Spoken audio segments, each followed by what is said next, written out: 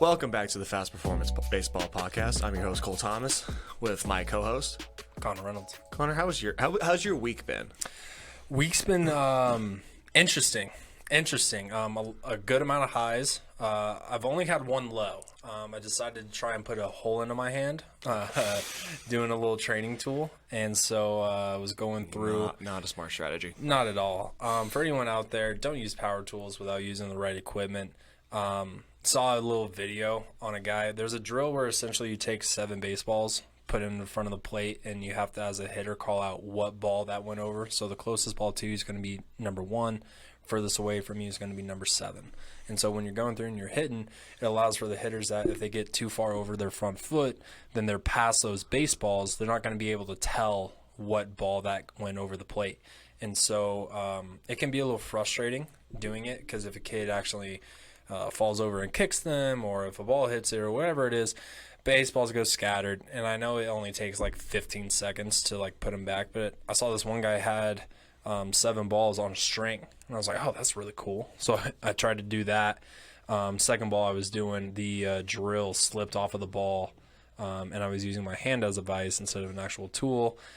Put a hole in my hand. So that was kind of a damper. I was more mad. I was putting up launch angle lines in the cage, and I only got through half of the 15-degree launch angle, and then decided to drill a hole in my hand. So I was more mad that I had to stop hanging the rest of the net more than anything else, honestly. So outside of that, I had some really good conversations. We have some companies that we're going to be able to discuss here in a little bit on here, but went through. We had a meeting with one of them today, had another meeting with a company yesterday. Then we had another company come in today that actually had a little tech. So it's been pretty fun. I've had a really good last little week. We had some guys that have been on the more national circuit. They were able to come into the facility now that they're not traveling as much. Had one of my dudes I've had for a while. He hasn't been able to be in because of the circuit. Ended up getting 2 PRs yesterday. Nice. So that was really cool. Now we're getting some of more of those guys in. But week overall, pretty high. Pretty good week. What about you? Yeah, just same old. Getting ready to start. Everyone's starting velo up, and everyone's, got their expectations on what they want to be throwing, what they want to be sitting on their pull downs, or they want to be sitting on their mound velos, and it's something I think maybe this could be our main topic today. But figuring out how to get kids to manage their expectations when they first start out. Oh yeah. I feel like I have too many kids who come in expecting to throw a certain velocity, and then when they don't get it, they get super frustrated with themselves. Right. Which it's fine with me if you get frustrated, but you can't let it be like, oh, this reflects who I am as a baseball player if I don't hit these personal records that I set for myself before I've ever had a chance to get into velocity training. But I mean, like you said, we had some interesting companies that came in. I'm interested to see what are the practical applications for everything that they do that they could use, that we can use to help us, help our athletes, help bring more cash flow, bring more people into the facility, obviously. Oh, yeah. And dealing with it's just one of those things. I'm just feeling like not understanding how kids expect to see the results they want for the work ethic they put in. But that might be a topic for another day. I actually even think, we talked a little bit about it. I remember last week I made the comment, you can't have a, filet mignon taste with a top ramen budget. Right. You got to know a little bit more on it. And actually, one other thing I want to throw in on this past week, I actually had a funny conversation with a player, chatting with him. So what we do here, right, what everyone does is try and make a living, right? Now, whether we're trying to make a living through our passion or are we trying to make a living through something that we don't like? We have, I might be speaking a little bit for you, but I make my money in what I'm passionate about. Mm-hmm. You know what I'm saying? I do nothing else besides this. I actually had a conversation with a player where I was informed, apparently, how we run our business here, and myself more highlighted, we are only coaching for money, only coaching for profit. And normally something like that would kind of ruin my day. I honestly just laughed about it. Yeah. You know what I'm saying? Well, that's the pot calling the kettle black right there. Whatever you, I mean, everyone wants to say like there's this holier than thou aspect of what it is they do. If you're a certain facility that was saying these things, and we know who it is that they were, but when you and I had that conversation about it, it's like, yeah, they do for profit too, just the same as every other facility, every other travel ball organization, every other coach, every other trainer, every other Even non-profits, dude. Like non-profits, they set their own salary. Exactly. It's like what I think it's something that a lot of people don't realize about what it is that we do. And it's something that certainly affects me a little bit for guys who already listen to this show and would know this, I'm a varsity pitching coach at a local high school in the Denver area. I have 3 guys, or 1 guy really now. 2 were in for a little bit and then they went off to do their own shit. But like I have 1 guy consistently comes in and like recognizes like this is what I do. Yeah. It's like I don't understand why. I have a few athletes. So I'll tell you this story.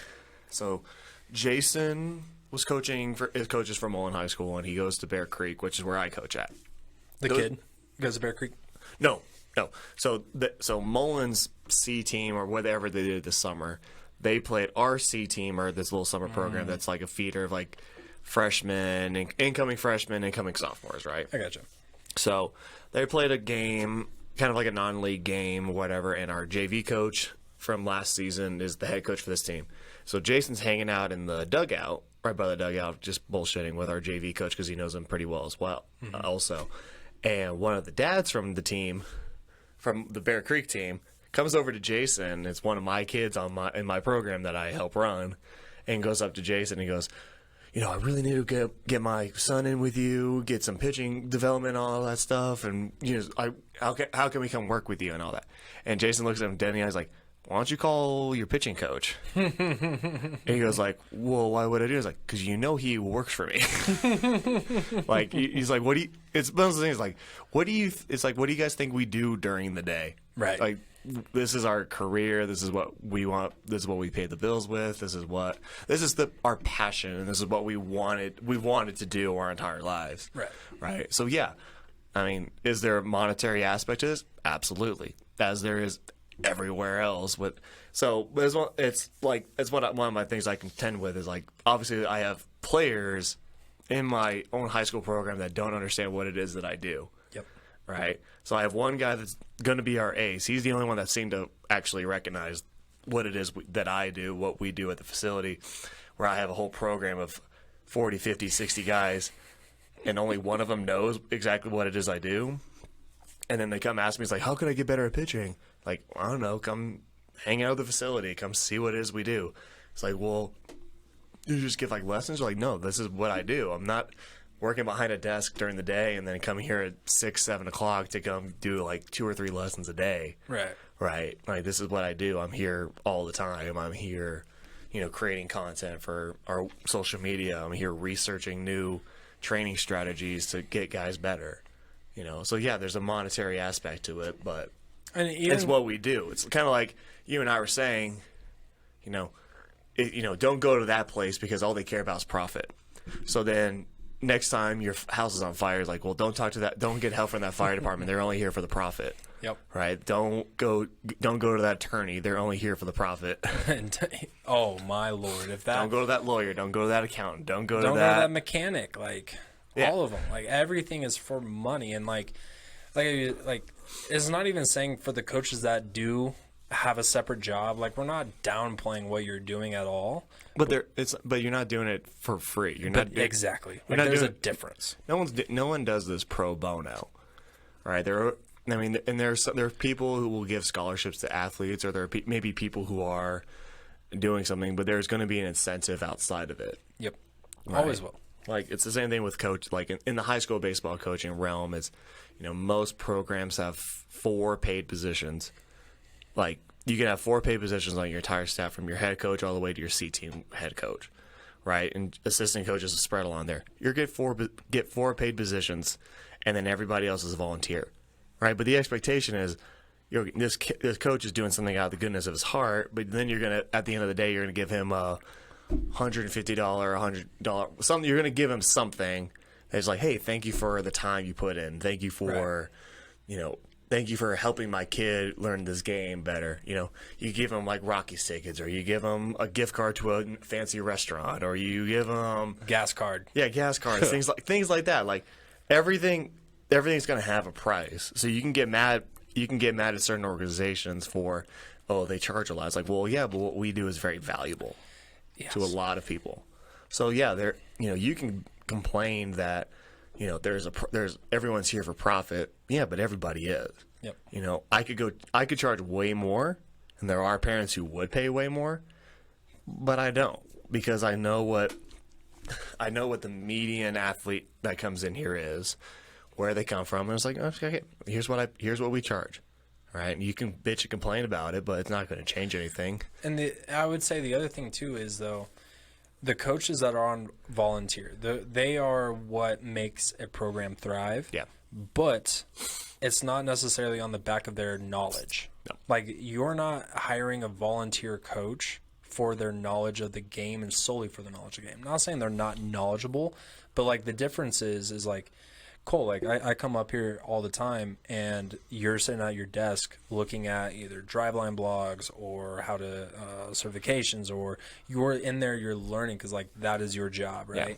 Whereas I don't think the volunteer coaches are taking the money that they have and applying it to getting certified. I don't see those coaches going out and buying training tools. I don't see, like, it's not that everything that we do is solely because of the money aspect, but we need that money aspect so that way we can keep improving ourselves. Mm-hmm. You know what I'm saying? And so, like, I don't know. Like I said, normally, like, I would get really pissed off about that, because it's like, that's not even remotely close. And what I'm not even gonna lie, like, the thing that pissed me off the most, or I say the thing that was the funniest about it, is one of the kids that made the comment, especially to me, is an athlete that I have offered to do trades for, of like, hey, come in vacuum, come in clean, come in help me write like leaderboard stuff, and I'll do lessons with you for free. Right. And this athlete said no. And it's like, how, like, for me, it's like there's going to be a trade. There has to be a trade off. If you're going to take my time and my resources, there needs to be a trade off. Either that's money, or that's a financial transaction, or there is a service transaction. Yeah, that's like, you're going to be, I can classify you as like an intern, quote unquote. Exactly. But you're going to get trained under me, but now you're going to have to get the vacuum out, and you're going to vacuum out the pitching tunnel, or you're going to vacuum this or that. You're going to disinfect whatever I ask you to do. Yeah. Right. But your incentive for doing that is you get this training for a much lower price, if not free. Yeah. Right. Everything's transactional in this world, as much as we want it to not be. It's like the necessary evil is that money just makes the world go around. Yep. And it's one of those things where you need to understand where it's managing your expectations. Is we're doing this for money, and it's not that we don't solely do it for money. Because we really enjoy doing this. Exactly. Like, we didn't start doing this at the price that we have. Right. I did a lot of shit for free. Mm-hmm. I did a lot of shit that I didn't necessarily want to do, but it put me in a position to be able to be where I'm at right now. And it's that piece of like, all right, like, my hit tracks wasn't free. My certifications weren't free. My training tools weren't free. The 3-4 hit cameras that we use at the hitting side, that wasn't free. The service that I use to record every single session that we do and put onto YouTube, that's not free. Like, there's so many things where it's like, I would love to give lessons for free if I was able to have all this other stuff for free. Yeah. But I can't. I have to pay somebody to acquire this new information or acquire this new product, which then the athletes that I train, they use this product, or they are using my knowledge.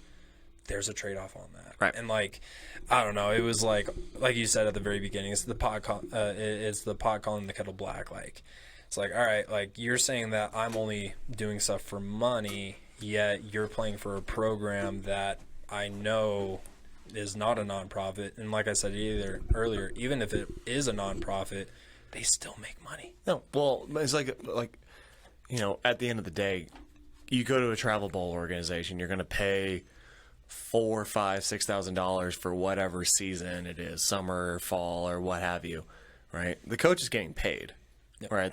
You may think like all that money's going to the travel and to the uniforms, and I was like, yeah, and there is a bit of that, but there's a lot of that money that's going to the coach, right? Because your expectation is you're going to coach my kid, right? You're going to make him a better baseball player. You're going to train him to be a better what have you, right? A better catcher, a better pitcher, a better first baseman, better outfielder, right?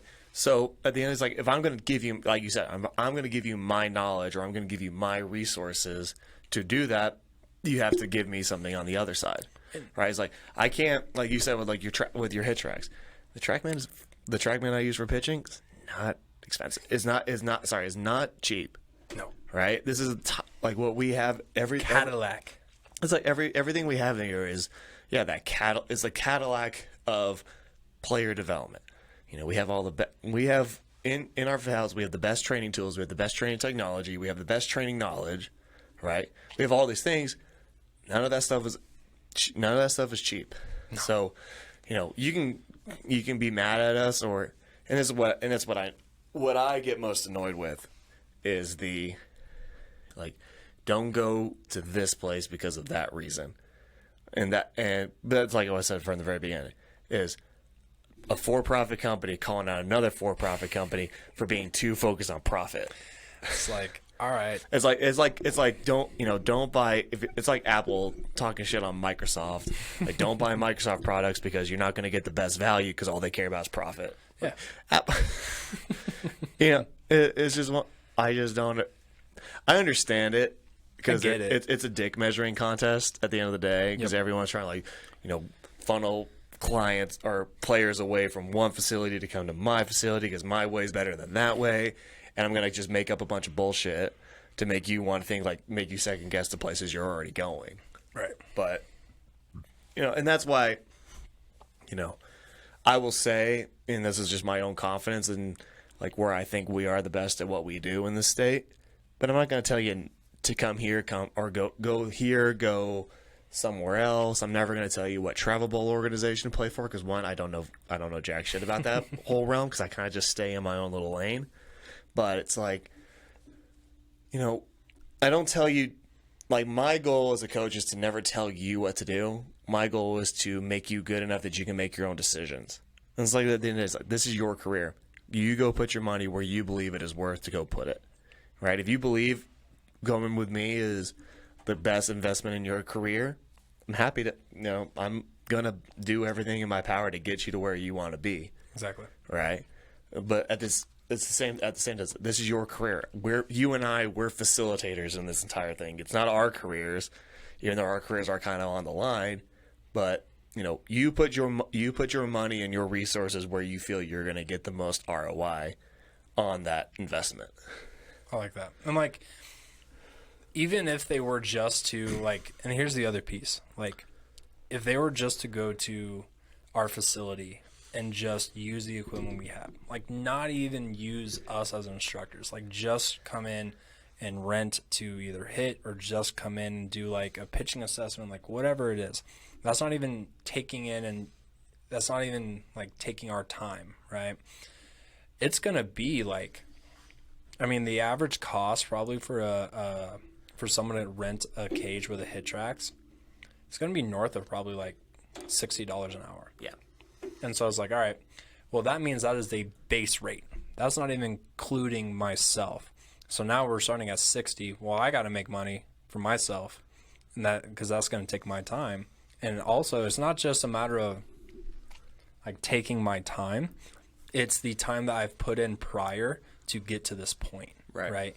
It's when you go through and you're trying to hire like one of the best or whatever. And I mean, I'll say, I feel like we are some of the best in the area. Like, to do that, whether you're using a lawyer or a plumber, like we were using earlier, like, to get the knowledge of the best plumber in, so that way it may cost more per hour, but over the long period of time, it's probably going to be a cheaper investment. Because if it takes the best plumber an hour to be able to walk in to a bathroom and go, yep, that's the issue. I've seen this a million times before.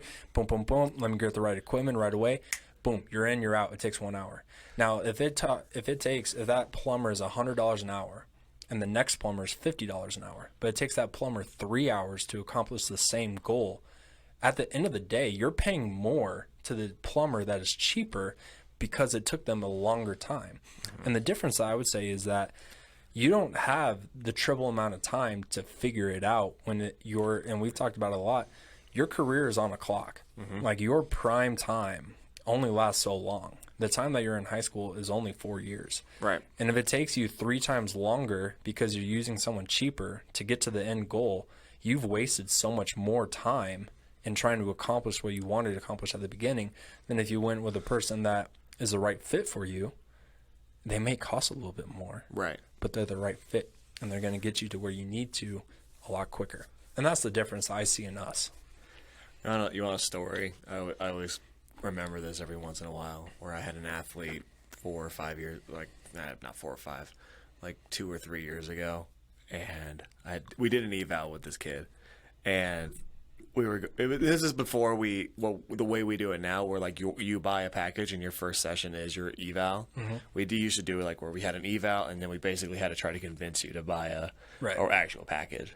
And I had a kid and a dad come in for an eval, and we just got to talking about I think they lived over in Lakewood, and which is about 30 minutes depending on 25 to like 45 minutes depending on where you are, but we got to talking at the end of it, and I'm like, here's all the things we do. Here's this information we gave you. Here's how these things can be improved if you were to start coming here. And like, here's the price of this package. And they're like, well, I don't know if we can justify that. And then we got talking a little bit more, and basically there's like talking about like how we utilize driveline protocols. We utilize Florida Baseball Ranch, Texas Baseball Ranch. We're basically amoebas for all these training tools, right? We don't believe singularly in one system, but we have our strong biases towards some, but we can still pick and choose from all that. And this dad looked at me.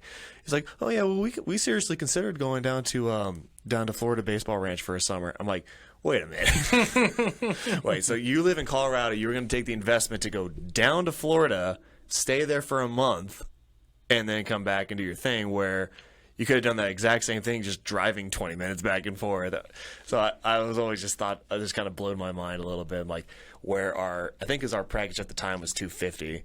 Right. He's like, I don't know if I can justify the $250 and then driving back and forth, but I can more than willing to go fly down to Tampa Bay. Stay for a month, get a rental car, do all this. And it's like, I literally had a conversation with a kid this past week where really good athlete.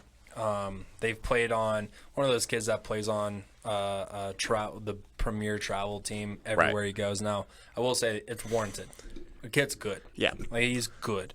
So I'm not saying that they can't be doing that or they shouldn't be doing that. What I'm saying is that they have elected to every summer, every fall, play on the most expensive team, go through, and the kid is, like I said, he's good, but he started off good. Now, the question I would have for him, is he getting better? I don't know. And when we went through, I had sent over our package option, and the response was, well, is there any way we can just buy one session at a time? Not doing like a monthly subscription. Right. And I was like, not really. Like, when you go through and you're looking at a gym, you are able to go one at a time, but the investment of what you're going to get out of it, that ROI that you talked about, return of investment, are you going to get very much out of going once every other week or whatever it is? Maybe, but not really. Like if you're trying to get a beach bod, you might tone up the muscles, but you're not going to get the beach bod. Now you got halfway there, but it's because you didn't go all in. And so the response was that, well, that is a lot for, to sign up monthly. And I sent over like what we have to offer. And it's like where you're going to get a field level. You're going to go through, you're going to get a Blast Motion account. You're going to get a HitTrax account. You're going to have every session videoed where you can send out those clips. And it's like, how much are you going to have to end up paying when this kid's a junior or senior for a recruiting video? How much are you going to have to pay for this? How much are you going to have to pay for that?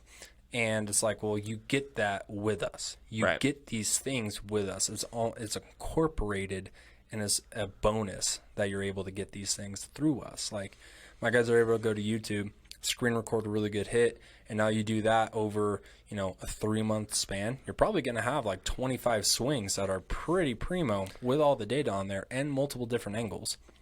But that is going to probably cost the same if you went through and you played on these travel teams and then you had to go to a separate recruiting service, then you have to get a separate recruiting video, then you have to get a separate this or separate that. Like, PBR charges $299 for one session. Yeah.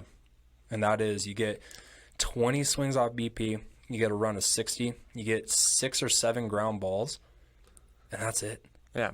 And it's like, okay, that's $300 to showcase your not great stuff. Or you can spend $200, get a lot better, and they use the recruiting video or use the clips that we have already and do the same thing that PBR is doing. Well, I had a conversation with a parent about that the other day as well. So he goes to Fossil Ridge, and I think Fossil Ridge just did one of those like pro days with PBR. And I mean, no bagging on PBR, but I don't really understand what they're trying to get at with this system, where they just go to different facilities or different high school. I have an idea, but so he talked about, because he's only a sophomore, I want to say, and they got to talking to me about the whole, would it have been worth it to do it? Would it have been worth it? And that's what, and I look at him like, I don't know, what's PBR going to give you that we don't know already? And and we obviously will give a lot more, because what PBR is going to do is just going to show you what you are as a snapshot in time. Yep. This is if you're a pitcher, like, here's your average velocity on your fastball, your spin rate, here's your movement profile. You do your 60, you do your whatever have you when you do this pro day, right? But you're going to pay whatever you said, like the $299 for that pro day, and they're just going to tell you, here's what you are. Yep. And that's it. Whereas you come here, you spend that little extra, there's a little bit extra on top of it. I don't even know if it's a little extra. Depending on the package you get, I guess. Yeah. But like, I can show you the TrackMan. I can show you the exact same information the PBR will give you, and I will tell you, here's how you improve it. And then I give you workout, and then you come in and you get workouts with the ultimate goal is improving those metrics. And I would say is like that the price that they're paying for you is over a month span, right? Whereas the price that they're paying for PBR is literally like that one day, literally one day. Yeah. Like, and that could be a day where you're sick. That could be a day where it's cold outside. That could be a day where, I don't know, you forgot your shoes. Like, there's a lot of things that can happen in that one day. Now, it could be for the better, it could be for the worse. But, like you said, it's a one simple snapshot. And they're not going to tell you how to get better. They're not, because that's not... I mean, they'll tell you the most generic things. It's just like, hey, just get bigger and stronger, throw harder. Do they even say that? I don't know. If I was gonna assume what information, if they give you any information, it's gonna be that. Just like, hey, just grow a little bit, get bigger and stronger. Honestly, I don't even think they do that. I think they literally capture data, and then I think they tell them like, hey, do you want to see your data? And the kids are like, yeah. And it's like, all right, well, here's our subscription. It's $50, a year for you to see your own data. Where it's like, all right, and yeah, it's like, I'll just give that to you anytime. And slightly going back to earlier when I was talking about when we got called we only coach for money. What the hell is PBR? Like, they're not even coaching for money. No, they're just a service. Yet the same player has gone to 4 or 5 different PBRs. Right. And it's like, okay, one, you haven't gotten one single talk to by a college through this. You haven't gotten better because they haven't told you how to get better. You literally have just gone, given a snapshot of where you're at right now, and left. And I think I see PBR's model as if they're able to go through and, because I think they lean on the type of families that are like that, where it's like, all right, well, PBR came to my high school. They charged me a little bit for me to kind of get this assessment. Okay. Well, now you're kind of hooked. Now it's like, well, PBR's doing another one. I saw my numbers, they weren't very good. That's because I didn't perform very well. It's not that they're not very good at that moment. It's that, well, that was just a bad day for me. Right. But if I go to this one in a month, I might have a better day. Exactly. Oh, I had the same day. All right, well, they're having another one in a month. Let me go to that one and see if I can do better. Oh, they're having another one in 3 months. Let me see if I can. You go to, if they're $2.99 a piece, and you go to 4 or 5 of these, you're looking over at $1,000, and it's the same numbers. It's the same data. It's the same thing. And so, like, I think that's where their angle is. If they can get them hooked early and saying, like, hey, come to us, we're the ones that are going to get you data. It's like, okay, well, we can get you data too, and then we can also teach you how to improve that data. Right. I mean, they're not great. And there are people in PBR that I like, so I'm not going to shit on. No, but like PBR is a needed. Yeah. It's needed. It's a necessity. Yeah, they give you a way to understand where you stand in the game, but that's all they're going to do. Is like, here's where you stand. Exactly. Not where you can improve this to improve your standing. Right? It's the same way you look at all the you watch their social media and just like, here's this kid, he's a 2026. Like, oh, once he gets back, he's got quick hands and all that stuff. But once he gets bigger, he might be something to watch out for. I was like, okay, well, how does he become the guy that becomes the person to watch out for? Like, how many guys have you seen are the same player their freshman year, or the same player as a junior as they were as a freshman?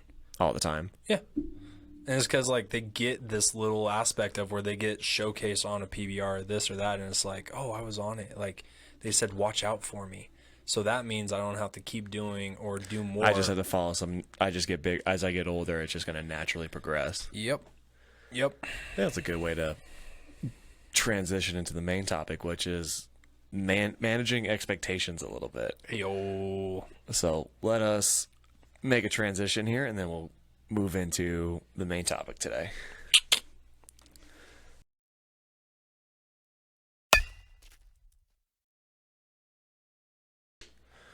Transitioning into our main topic today, we want to talk about getting athletes to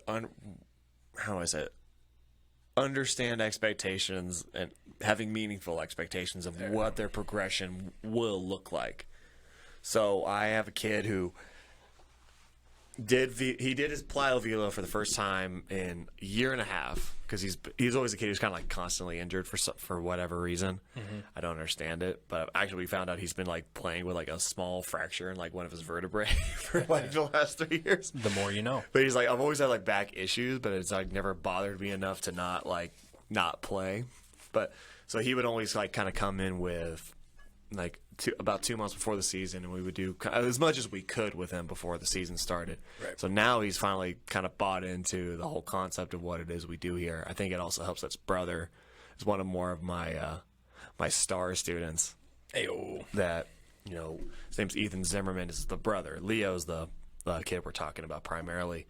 But Ethan led the state of Colorado in strikeouts last year for Manual High School. His senior year, he now plays at Wells College. It's a D3 in New York. But so now his brother Leo's kind of figured out, if I do this, I can get pretty good at it. But so we go in and do a plyo-velo for the first time in a year and a half with him. Like, right. we really confirmed this because it's in our track system. And he's breaking all of his PRs by double digits because he's just naturally bigger and stronger since the last time he's done it. Right. But then he's like getting mad at himself because he's like, oh, that's not the number I wanted, or I was going for an 80 on my like blue roll-in or some shit like that. And I and that's what made me think about the topic was, I'm sitting there looking like, Leo, you're breaking your records by double digits every time. What did you expect to be doing, right?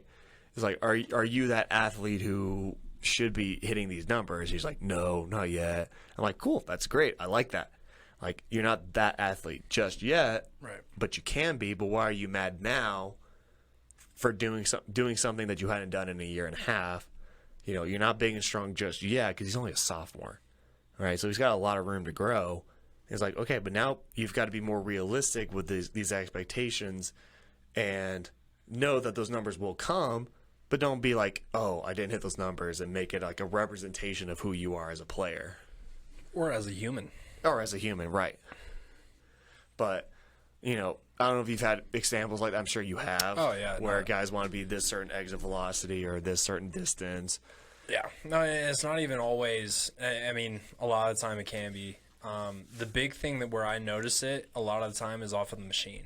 So I'll have guys that will, because the machine's a different beast, man. It truly is. And I honestly believe the reason that guys struggle so much with the machine is that I feel like the machine, because of how consistent it is, it highlights and shows your timing versus you receiving timing off of the pitcher. Right. And if you're an athlete of a hitter, you're going to be able, if you're more athletic than the pitcher, generally you're going to be able to outdo that pitcher. Now, the machine isn't a human. There is no variables to it. It is what it is. And so I'll have a lot of guys that haven't been in for a while or whatever it is. They've been playing on the circuit. Like, great example, the gentleman that I was mentioning earlier that hadn't been in here for a while comes in. I mean, the dude's been playing on, like, again, the national circuit. Dude's been saying 85 to 95 consistently since middle of the summer, right, all the way until now. Comes in, and we just did a little quick assessment off the machine. His first probably 10 sucked. And the machine was only set at, like, 84, 85, like 83 in that range, like a light mid 80s. And the dude was struggling. And I was like, hey, like, you know, I wasn't mad of like, why are you struggling? It was like like, why do you think you're struggling? And he's like, oh, I don't know. Like, you know, I'm kind of like, he's a very self-aware player. And he's like, well, I just haven't seen the machine in a while, like blah, blah, blah. We were able to quickly turn it around. But again, this is a dude that's been playing and goes to the machine, struggles a little bit. Now, I've had guys that aren't as self-aware and don't understand that piece of like the machine's a different beast. And they'll come in and it's like, I'll hear every excuse in the book of why they're not hitting well. And it's like they come in and they expect to just mash baseballs and stuff. And it's like all of a sudden they don't. And it's almost like a shell shock of like, well why am I not? And they get mad. And it's like, well, when was the last time you saw the machine? And it's like, last time I saw you, which was like 4 months ago. Right. It's like, okay, like, what did you expect? And they're like, well, I don't know. I've kind of always kind of struggled on the machine here and there when I first start. So I guess that. And it's like just having that conversation piece, like you said, when you asked him, like, were you honestly expecting the numbers that you presented in your head, or was that like a goal, or is that a dream? And he's like, well, that's a goal. Like, I need to work to get there. And it's like, yeah, 100%. Perfect. And so when we add that conversation piece, I feel like putting it in like real terms makes it to where it's like, oh yeah, that was a lot to expect for myself. But initially, you don't want to go in like a good athlete's not going to go in after a year and a half of doing the plyos or going to the machine, and like good athletes aren't going to say, I expect to suck right now. Like, I expect to not do what I want to do. Like, that's not a good athlete. That is, right. You know what I'm saying? And so it's understanding that side, but then also understanding why we're not getting those numbers. And having that conversation piece, I think, is a massive part. And again, that goes back to the difference between us and something like PBR or something like that. Like, we'll have that conversation piece and explain why they're not there, but how to get there. Whereas other places, they don't have that piece, so it just leaves the kid frustrated and mad and upset because they didn't reach their goal or their numbers. I would say that on your piece about the good athletes versus the bad athletes, it's the same. Like, I wouldn't even say bad athletes. Let me change that to competitors. Okay. So I would say like the competitors are like they want to. It's like you're right. They want to get a number, right? Mm-hmm. But you're not playing. You've been playing, or you've been doing this, you've been doing that. You've been focusing on these aspects of not necessarily. Like, so for Leo example, like the last month before we started doing velocity, like we were just working on movement patterns because while he does move very well, there are things he can do a lot better at and get. You know, like his hip shoulder separation can be way better. His trunk stability could be way better. So we just worked on that, right? We weren't doing anything to throw the ball hard. Right, but naturally he is better because he's older and he's stronger. But you know, to think like, I don't know, like so here I'll give you some of his pull down numbers. Okay. So the last time he did pull downs was before this week or last week, I think. What was today? Yeah, last week. So the last time he had done full pull downs prior to last week was November 21st of 2020, where his 5-ounce max was 67.9 and his average 5-ounce was 66.8. Last Friday he does pull downs. His max was 83 and his average was 82. And it's just like, okay, you sit there and like, naturally maybe I can understand you being annoyed because you're like, okay, I've taken so much time, I should be hitting these high numbers. Like, but like, dude, you're 15 miles above your last time you did this, and it's like he's mad. He's like, well, I didn't hit 85. I'm like, I understand that to be a goal, but don't make that an expectation. Exactly. Don't expect to hit a number you've never been remotely close to prior to you doing this, right? Now, next time you do pull downs, maybe you do hit that 85, right? Because now you remember, oh, here's how pull downs work, or here's how I need to organize myself in this kind of an exercise. So then it becomes, okay, I've hit 85. Now can I turn that into a 90, right? But then also understand what's the level of progression that you and I normally see. So if I'm saying like Leo right now, he's at 83 right now. My most reasonable expectation is he, even on the upper end, rep average is maybe he gets a 10 miles an hour on that. All right, so he goes from 83 to 93 on a 5-ounce pull down, which would take him from roughly 80 on the mount to maybe 87 on the mount, which would be, don't get me wrong, That's a jump. That would be legit for a sophomore. Right. Right, but at the end of the day, it's like how many sophomores are throwing 87? Not many. Right, how many are throwing 85? It's tough, and I think that's what we need to do a better job of as an industry is getting kids to understand where they are in context with other players, right? And it's something you and I talk about all the time, but that's one of those things because it creates almost negative expectations. Yeah. Because they don't know where they need to be, where they stand amongst their peers. Like trying to compare a freshman to a senior is just a useless exercise. Right. Comparing freshmen to juniors is also a useless exercise because they're two totally different athletes. They're in two totally different phases of their career. But we kind of put that pressure on, especially the younger guys, and that's why I think more people get gravitated towards the PBRs or the elite travel ball teams. Like, I need to go be this, I need to go do that, because if I go do these things, then I get put into that echelon of here are where my peers are, but even if I'm not that athlete. Right. There is, and I'll make an analogy with this when it goes to video games, actually. There is games like Overwatch and Valorant and stuff like that where they have ranked play. Mm-hmm. And so you'll go through, they'll rank where you're at, kind of give you, like a platinum, gold, silver, bronze, or whatever. And then once you get done with that kind of assessment piece, then you only will look to play guys that are, or people that are similar to your playing ability. Right. Now, if we were just to not even tell people that there was, different rankings, if you were to take a newbie that has never played like Valorant, Overwatch, anything like that, and stick them in the platinum division, don't tell them that they're in the platinum division, they're gonna get destroyed. Right. And then that's when you go to that, depending on how competitive that kid is, one, if they don't know why they're getting destroyed, they're gonna think, one, they're the worst player in the world, two, they're probably gonna quit. Right. Now, if they go through and you're like, hey, actually, you were playing against some of the best of the best, let's drop you down a little bit. Let's get you to where you can grow into that platinum division. That may take a little time, but they're going to understand, and they're probably going to buy into that process, that piece of the not fun stuff when you're in here, doing the plyo throws and everything when it's not on recording. Those are the things that you need to do to be able to be on that top of the echelon team and stuff like that.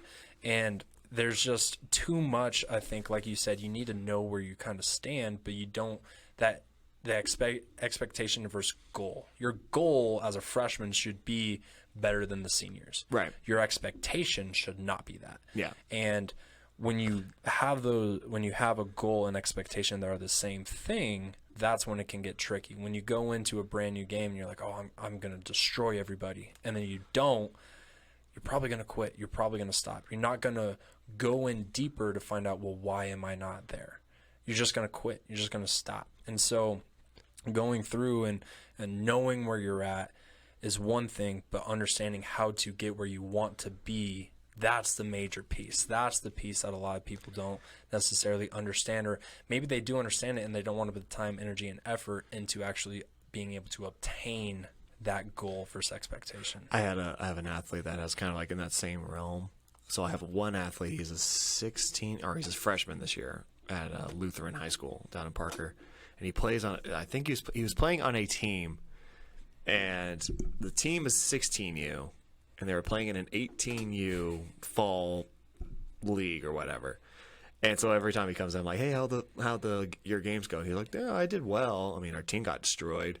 I was like, okay, well, you have some reasonable expectations. I think I might have this wrong, but I think I remember him saying this where, like, his coach, like, got mad at the team because, like, they weren't winning. Mm-hmm. And so I got annoyed. I'm just like, what do you expect? It's like, it's one of those things I'm like, you need to it's like that reasonable expectation. Like, you can't reasonably expect a 16U team to consistently beat 18U teams in their league, right? That'd be like, for me, everyone that listens to this podcast or knows me personally, that I'm a huge Alabama fan. It's like, it'd be like the Vanderbilt head coach getting mad at his team after Alabama beat them 56-0, and he was like, I can't believe we didn't win that game. It was like, Alabama and Vanderbilt, while they're in the same league and they're all good football players to a certain extent, it's like, they play two different styles of game, right? Like a 16U baseball team plays an entirely different style from an 18U team, right? And I think, like, if I was a coach and I was doing that, I'm like, yeah, I want you to play this 18U level, but have the reasonable expectation that you're more than likely going to get your ass kicked all the time, right? Where my expectation or my goal for you is to understand what these players at this 18U level look like, and how can you now make those guys your goal. You want to be better than those guys, as you were saying.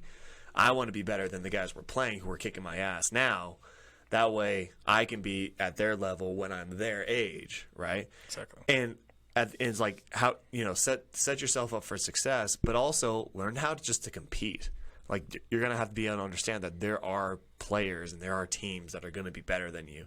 But if you can still go in and day out and just compete, you're going to give yourself a shot in those games, or you're going to give yourself a shot to develop and improve, right? It's, have reasonable expectations for your numbers or wherever you want to stand, but make those your goal numbers. I want to hit those. That's my goal right now. So like for Leo right now, his goal is to hit 85. That's what I set for him. Like, your goal is to hit 85 on a pull down. And when you hit 85 on the pull down, now it's hitting 90 on the pull down. Right, give yourself levels of expectations. Like, if I'm not here at this moment right now, I need to get there. And then what's the next juncture after that? I think for anyone listening, you might hear a little PTSD in Cole's voice on that. I think you accidentally said Alabama versus Tennessee, not Alabama beat Tennessee. No, I thought. You said Vandy at the end, but initially, did I say Tennessee? I'm pretty sure you said Tennessee at first. And hey, that just I'm so used to saying that after the last 15 years prior to a couple weeks ago. No, 100%.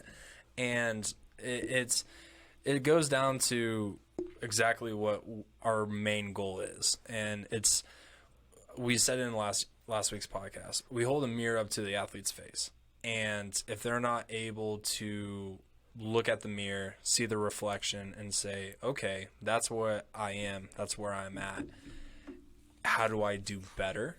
If that's their initial response, money, we're perfect, because then they understand the difference in goals and expectations, right? Now, if they look at that mirror and it's like, oh, well, it's the coach's fault that's my reflection, or this or that, that is them not understanding that there's a difference in where they're at. There is a big difference in where you think you are and where you actually are. And that's that big difference. That's where I think kids will come in and it's like, I think I'm this. And then when they're not shown that they are that, whether it's the data, whether it's on pull downs or exit velo, they'll go through and it's like they get like offended. And it's like they either A, will shut down and go to somewhere else, and that's to me where their goal versus expectations are the same. Like what they're expecting is what their goal is, and it's like that's not reality. That's not at all. Now, if we can make a plan or a program to say, hey, like this is what you may expect, but this is what your goal should be. This is how we're going to get to that point. And that's the big difference I think that we have and what we're able to actually converse with athletes and allow them to understand. if that makes any sense. No, I think it makes total sense.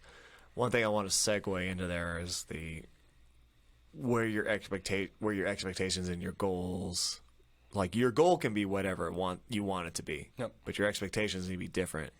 And it's something that's kind of annoyed me this week because I've had some athletes who were in that realm where I'm like, your success is the product of the work you've put in, right? So if your expectation is to hit whatever number, what have you done to get to that number? What have you done to get this type of pitch, action on your slider or your curveball or your changeup? Or, I want to be able to, what's my barrel percentage? Like, what have you done to work on those things?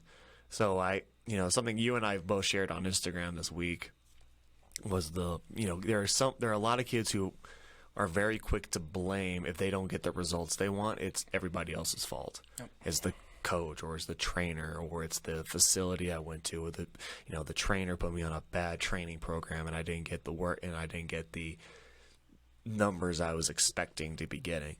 But one of the things is like you said, you and I have said in the past, is like you have to look in the mirror to understand, are you putting in that work to get to those numbers that you expect? Because it's like one of the things, like a goal without I think what's the quote, like a goal without action is just a dream. Yep. Right. So if your reasonable goal is to throw 85 on a pull down, what work are you putting in to get to that number? Right. If you're not getting that number, you're only going to get so far. Mm-hmm. And then you sit there with your expectations, just like, well, what the hell? Why am I not where I want to be? Is you become a product of the work that you put in. It's the same thing with kids in school. Like if you don't study for your math test, your likelihood of passing your math test is very minimal. All right. If you don't study and do your homework in the 5th grade, your chances of passing the 5th grade are low. Oh, and I was you don't study for the bar, your chances of becoming a lawyer are very low. I was just also thinking about it as for the athletes that struggle gaining weight.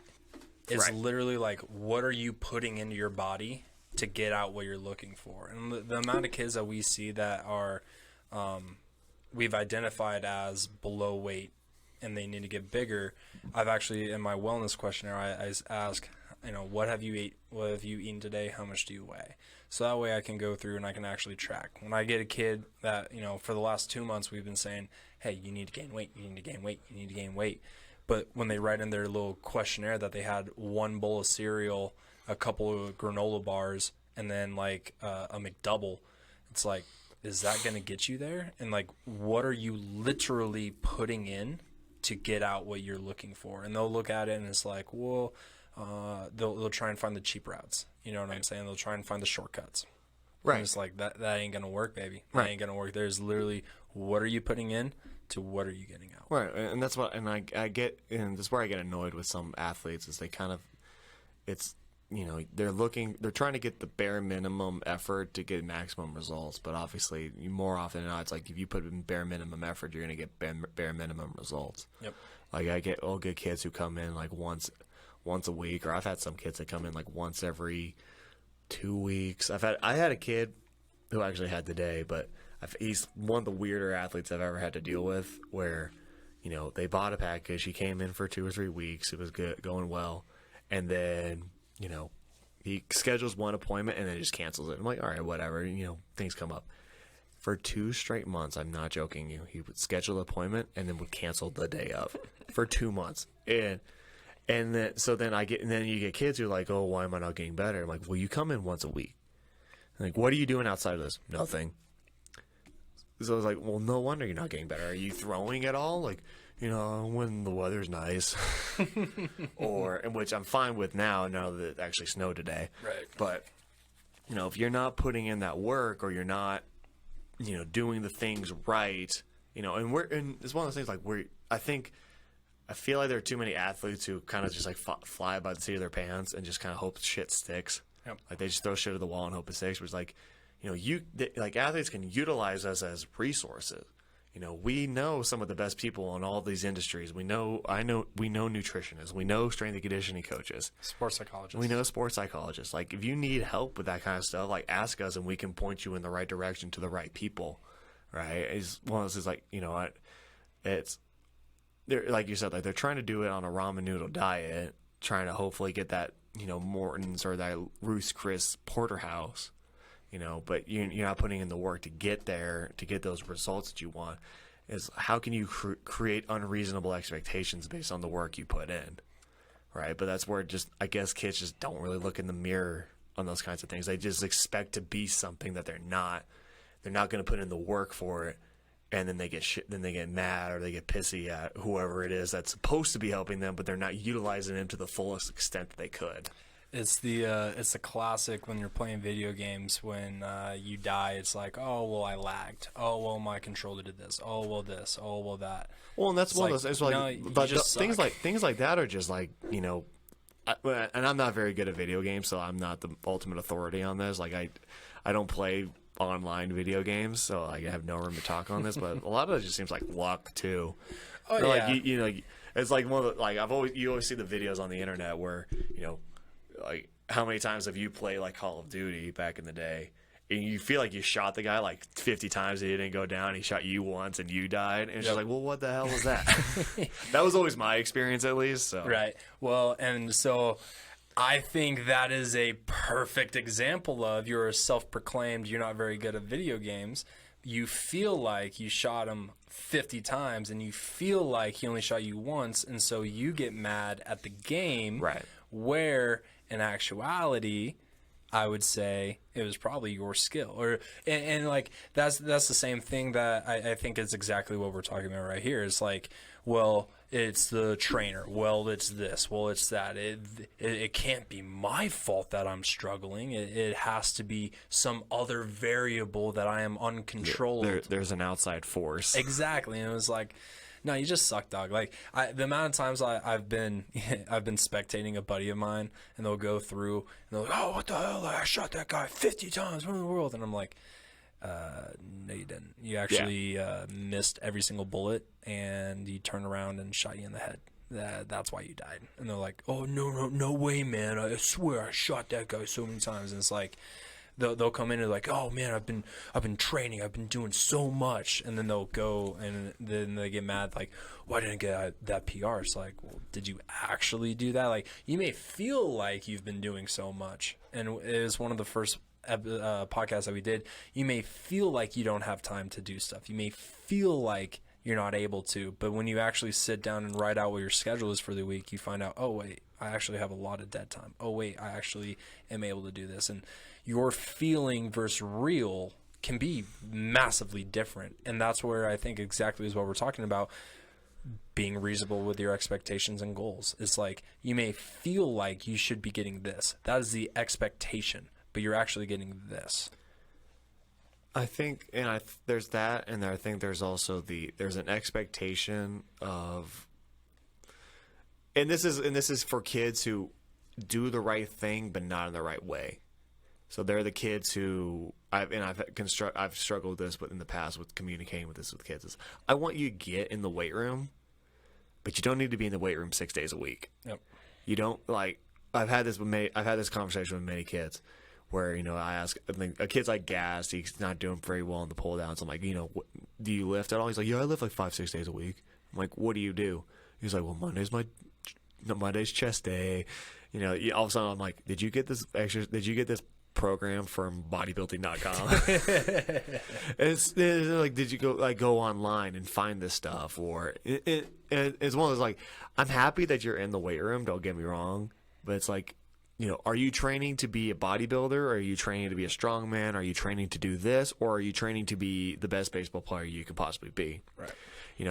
And that's almost like on the other end of the spectrum of the kids who, my expectation is to hit this number. I do all this training. I get in the weight room. I go play all these sports, and that's awesome. It's like, but if you want to be a good baseball player, you have to do more baseball specific things. Are you trained? It's like I said, if you're trying to be a bodybuilder, or are you trying to be a baseball player? You have to train. If you want to be good at baseball, you have to train like a baseball player. Yep. Like, how many kids, like you and I, because obviously we work in a lot of the same realms and we see a lot of the same things on the hitting and the pitching side. It's like, how many guys are not good rotators because they don't train rotation. Yep. Right. And this is and this is a whole nother can of worms that we could talk about. Maybe we could bring on one of our strength not JC. We need to bring more other strength trainers other than Actually, JC. talked to Trevor a little bit about it today. But it's like, if you're not trained to be a baseball, and you're not adding rotation into your workouts, you're not going to be a good rotator. And what is baseball? A rotation sport. You have to be a good rotator to hit the ball hard. You have to be a good rotator to throw the ball hard.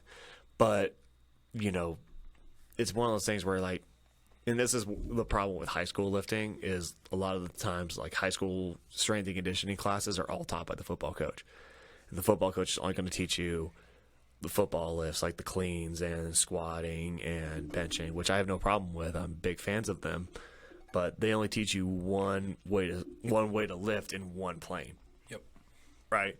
So that's where I tell guys, like, get with a real strength coach who understands what sport you play and can train you into the direction that's going to benefit you in that sport, right?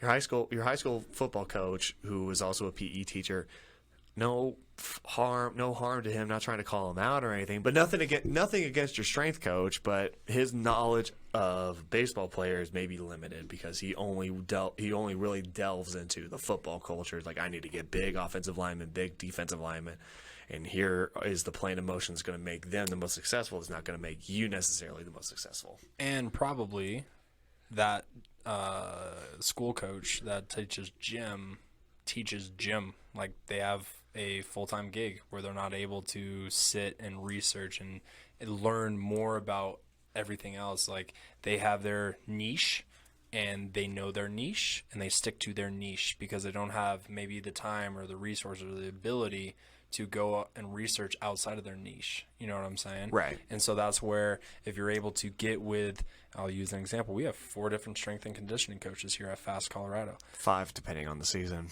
Hey, yo, baby. And so it's like, that's where it's important to make sure that you get with somebody where this is what they do. So that way, you're getting the best return of investment on what you're doing. And it's not always, return of investment isn't always money. I would say more than anything is your time. Mm-hmm. Like, what is your return on investment of your time? Because money's one of those things where there's some people that have it, there's some people that don't, right? For the people that don't, we find ways to make it so that way you're able to. But what are you doing with that time? I have an interesting proposition in trying to fulfill the need or the whole of athletes, and maybe not necessarily understanding the exact expectation versus reality on doing stuff, is that what if there was almost a reward system where, when I go through and I work a job, I make money for every, hour that I work or for every item that I sell, or there's a monetary piece that you receive when you put work in. What if there was a way beyond players actually getting better that they would be able to get almost immediate return of investment of, like, hey, every time, like, what if it's like every swing that you take or every pitch that you throw, you earn like a point. And when you reach a certain level of points, then you earn, like, if this could be a video game, you could unlock a new pitch, or you could unlock, a new ability or whatever it is. Like, obviously we can't physically do that, because if we could just have you unlock, like, different abilities, we'd just do that. Right. That'd be really easy. But, like, what if there was a way that we can incentivize athletes so that way, the fact that we have to do this possibly is frustrating, but it's one of those where it's like, we're in the situation that we're in. We can either A, be like an ostrich, stick our head in the sand and be like, it shouldn't be this way. Or B, we can say, all right, this is an issue that we are facing. How do we fix it? Now, should we have to fix it? No. Like, I personally think an athlete should, because it is their career, should be motivated to improve their career anyway or how. But we've seen that not every athlete either understands that right away or is able to buy in right away to it. Like, what if there was a way to say, like, for every swing that you take or every pitch that you throw, you're in a point. And once you get to a certain spot, it's like, all right, you just unlocked, I don't know, a free fast performance sweatshirt or this or that. And now maybe the athlete, instead of because sometimes you don't get that immediate feedback of positive. Like, just because you come in and hit or just because you come in and throw doesn't mean you're going to get better. Now, will it help versus the kid that doesn't do that stuff? Yes, but that doesn't just simply mean. Now, if you go through and let's say we make that point of like kids hitting wise, kids get between 50 and 80 swings each session. So what if it was like for every 500 swings you take, you earn like a free sweatshirt or some shit like that. Something like when you and I were kids and there's the reading list. Yeah. It's like the reading guide. It's like if you read this many books, you get this reward. Exactly. Now, are you able to say for a known fact that they're becoming a better reader? No. Right. Are you able to say that because they're putting the time, energy, and effort into actually reading those things, they would therefore become better readers? Exactly. So what if there was a way for us to be able to do something like that where the athlete almost gets tricked into going, oh wow, I'm actually getting better. I only was coming in to get that sweatshirt, right? But holy smokes, I just hit 3 PRs because I've been coming in twice a week because that's the only way I'm going to hit my quota of getting that sweatshirt. Right. I don't know, just throwing shit out there, but like, I feel like we're not the only facility that runs into this issue. I feel like we're not the only organization, the only team, like whatever it is. Like this is not just a us issue. And so it's like, all right, well, how do we fix that? How do we change that? I don't know, but I think there might be something with that. Maybe not. Who knows? No, I think there is. It's just some way you got to get creative with it. Oh, yeah. And that's just, I mean, that's something I think more kind of comes in line with the youth athletes and middle school athletes, because Right. then when you get to the high school and college and pro life, like now it's like now you need to be like Well, you need to buck up. And I would say like the college and pro guys, I feel like they understand that aspect because Right. you're not going to get to college and not understand that you had to put in a lot of work to get where you're at. I don't know. I just fucking speaking out to the microphone, seeing what happens. just throw things out into space, see what you catch. Oh yeah, baby. So, yeah, I mean, I think to sum this whole segment up is just learn how to manage your expectations. Know what what's the difference between an expectation, the difference between a goal. You know, are you doing everything you can to reach your expectations? Are you doing everything to, you know, put yourself in the position to reach the numbers that you expect to hit? I heard a quote. Let me see if I can pull it up. Is that in one ear out the other? I'll have it another time. It'll come back to me probably on the drive home, getting Chick-fil-A or something. That's gonna be the worst thing. But I mean, it's your effort. It's kind of like you just put in the effort you put in gives you the results you'll get back. I know there's like probably a bunch of really fancy ways of saying that, but I mean, just plain man. Way better quote machines would tell you. But at the end of the day, it's like, you know, you are the product of the effort you put in. If you're gonna put down, you know, bare minimum effort, you're gonna get. Don't be surprised when you get bare minimum results. Right. Perfect.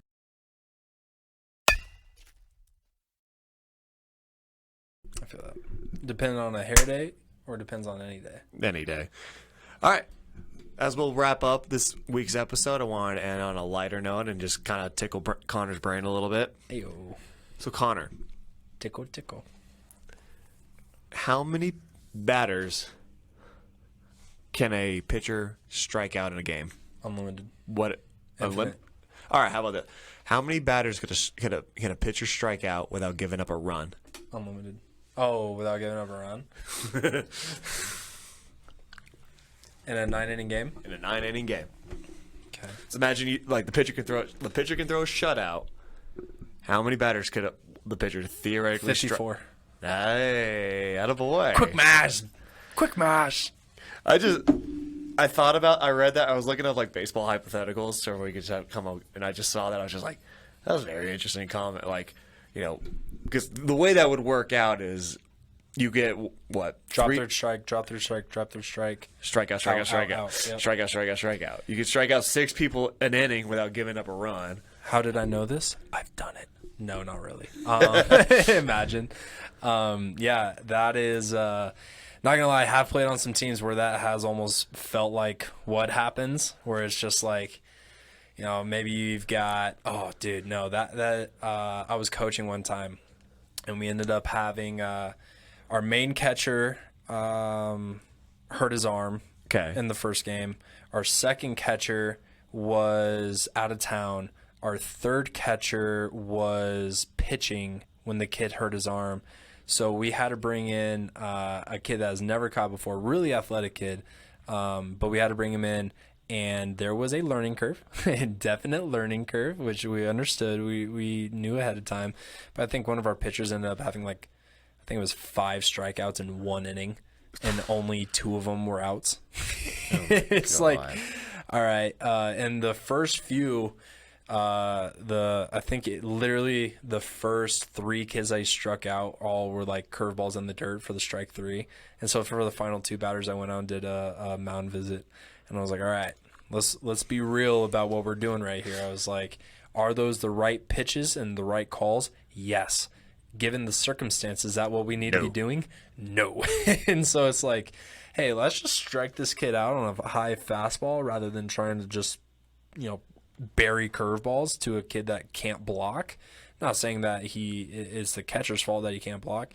I'm saying that he is just not able to. So let's understand what we're working with and let's be the best about it. But that would blow. That would suck. Imagine having that'd be sweet. That would help out the K per 9. But the probability of being able to strike out 54 batters and not having a single run score when there's 27 outs in a game, that's tough. Yeah. I don't know. I just thought I've never seen anything like that, but I just thought that'd be very fun to watch. Right. And just like, okay, how many strikeouts can a pitcher rack up or a pitching staff could rack up? Because you would imagine to strike all those guys out, that's a lot of pitches you're throwing, and maybe even hypothetically, we say like you throw like an immaculate inning for the people that are in there. It's like you strike them all out in 3 pitches. You're throwing 6 times 3, 18 pitches an inning. You know, how long could you go for 9 innings at 18? Like, cause what's 9 times 18? Hold on. 2, 6, 9. 162. Fuck off. Yeah, so a pitcher's not going to go a full 162 pitches, but I mean, not throwing a single ball. Yeah, exactly. Or even total. Right. It's just a fun. I mean, it's not really hypothetical because there is a definitive answer, but it's just like it's kind of fun to watch. Well, it would have been infinite until you said not a single run scoring. Right. Not throwing. You could. You could theoretically just keep the game going the whole way and see it becomes a strikeout fest. Yeah, that'd be tough. But yeah, I don't know. I like that question. I thought that was just a fun way to end it. So that's like my nightmare. I know. As a hitter, that's my dream as a pitcher. So Connor, as we wrap up, do you have anything to plug? Coming on here at the facility or in the near future? Always got stuff to plug. So this is going to be released on Tuesday. So you guys listening to this right now, you guys have actually missed the early bird registration for the Hit Tracks League that we're going to be running here. Hopefully you take advantage of it. But you still have time to still register. Hell yeah. Even without it being the early registration, it's going to be $300 for an individual, $750 total for a team of 3. So if you have a full team, you're still going to get a discount. That's still the same exact price that places like PBR and other places are doing what we were talking about earlier, where you get 20 swings for BP, you run a 60, you get 7 ground balls or whatever, and that's it. They pat you on the butt. One thing is you don't have control of the media, so they're not going to give you all of those reps. They're going to, if you did a good job, they're going to put it on, Instagram or whatever, and you get that 1 or 2 swings or those the few ground balls. You're not going to have the ownership of the other videos. So if you had were to come here, you're actually going to get minimally, and this is minimal, 252 at-bats over a 6-week period. And that's if you go 0 for 252 and the rest of your team goes 0 for 252. So if one of your teammates gets 1 hit, you have now increased your total at-bats to 253. Because as teams of 3, you get 3 outs per inning. So if one guy gets a hit, that's going to force for a 4th hitter to come up in that at-bat. So hoping to the good Lord above, you're not going to go for 0 for 252. That's like Chris Davis on steroids type stuff, but you're going to get a lot of at-bats, and you're probably going to get more close to like 600 at-bats. That is 50 cents an at-bat. Right. 50 cents on a bat to get HitTrax data. If you're a client of mine or you want one, we can get you a Blast Motion account. 3 different camera angles, and everything's live streamed. So that way you can just go to YouTube or go to Twitch or go to Facebook, screen record. Now you have that. Now it's yours for a cheap price. Winners are going to get their own Blast Motion, their own year-long subscription to Blast Motion. That is close to a $200 value. League leaders for home run, average, RBIs, and stuff like that, they're going to get a little Berg Bat trophy bat. Ooh, yeah. That says that. And then we're also in the works of trying to get some RBI, some fast RBI, fast performance merch that guys can win as well. So I think it's a steal. Again, the PBR thing, that is just BP. They're just a coach up there throwing like light easy BP. This is going to be off of machine, so it's a little bit more realistic. So when a college coach is looking at this, it's like, well, was this off of BP or was this off of a machine? Oh, this was a machine. That kid hit 95 off of a machine. They had 72 mile an hour bat speed. I can work with that. I can play with that. And a little quick side note, so the gentleman that come in that I mentioned earlier that hadn't been in for a while because he's been on the national tournament circuit, he had been putting out like 3 or 5 clips of his tournaments every single week onto Twitter. He was averaging maybe 5 likes on each one, a couple retweets here or there. Last night when he ended up coming in, he got 2 PRs, bat speed and exit velo. In one night, he had close to, I think it was like 15 retweets and like 30 different likes. And most of those were college coaches or recruiters. And so the power of coaches being able to know your number versus just seeing a good swing, because they don't know if you're facing, a freshman level team as a 16-year-old player. Right. They don't know that, but when they can see your bat speed and they can see exit velocity, they're able to compare their current players or their possible current recruits to you and understand like, all right, aside from everything, this kid's going to be able to play better than my current second baseman or my current left fielder. Let me go talk to him. So a lot of value in that, especially again for being $300 or less per kid. So for anyone that's interested, you can go to fast_RBI. You can go to fastcolorado.com. Whatever else to look up more information and sign up. It's going to be a fun time, high atmosphere. Really excited for it. We're probably even going to have walkouts. Ooh, yeah, so be fun. I'm excited for that. Yeah, what about you, Cole? We just got our velo night starting up. Probably, what is that? The fourth. We'll probably start our velo nights. Will start back up. They're a lot of fun. Usually we get all of our guys that are in velo programs. We'll hop in. We'll play super loud music and think it's one of those. It's the same thing as your hitting league, right? But it's like we just get hyped and we just have kids just go throw the ball as hard as they possibly can, right? Oh, say it. I know you want to say it. What, throw cheddar peppers? Oh, yeah. Yeah, sure, we go with that. Keep it classy. I think you had something else on the tip of your tongue. I know I did, but I saw it. I saw it. I know. But, loud music. Usually we play like, Jason and I are big metalheads, so we love to play a lot of heavy metal or new metal or pop punk, stuff like that. EDM, we'll play some rap. We just play loud music. It's a good environment. Everyone's always just cheering each other on. Velo slaps and smelling salts at an all-time high. Velo slaps and smelling salts. Guys everyone's just cheering each other on to get bigger and bigger PR numbers, and it's a lot of fun, and we want everyone to join in as much as possible. So that's what we're finally getting into that season, which is the fun time, man. It's the fun time. Connor, do you have where can the good people find you on the socials? The good people, the bad people, and everybody in between can go find me at fast_RBI, whether it's Twitch, Instagram, TikTok, YouTube, Twitter, Twitch, whatever it is, fast_RBI. And yourself, sir. You can follow me on Instagram at ColeThomasFast, on Twitter at CThomas624. You can follow Fast at Fast Baseball on Instagram and on TikTok, and you can follow Fast Performance at Fast Performance CEO on Instagram. Be sure to go like and subscribe. on all media platforms, YouTube, Spotify, Apple. Rate us 5 stars if you can. Leave us a good review. Do everything you can to help us grow the show. We'll get our voices out to as many people as possible. Let the people know. Thank you all for listening. We really appreciate it, and we will see you next Tuesday.